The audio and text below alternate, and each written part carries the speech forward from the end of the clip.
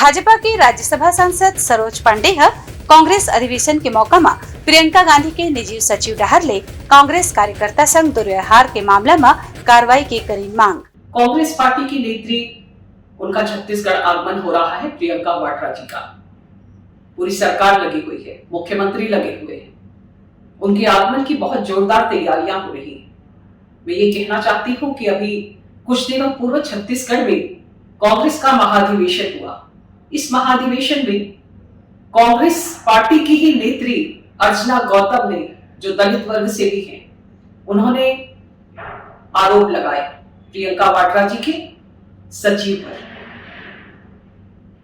लड़की हूं, लड़ सकती हूं, ये नारा उत्तर प्रदेश के चुनाव के समय पर प्रियंका वाड्रा जी ने दिया हुआ था। मैं प्रियंका वाड्रा जी से यह पूछना चाहती हूं कि कांग्रेस महाधिवेशन के समय आपके सचिव पर आपकी ही पार्टी की नेत्री ने, अर्चना गौतम ने, जो आरोप लगाए, आप उस पर क्या कहेंगी? क्या आप उसके साथ न्याय करेंगी, या आपको आपकी नेत्री पर भरोसा नहीं है? न्याय का बाट जोड़ता हुआ छत्तीसगढ़ आपसे ये प्रश्न पूछ रहा है।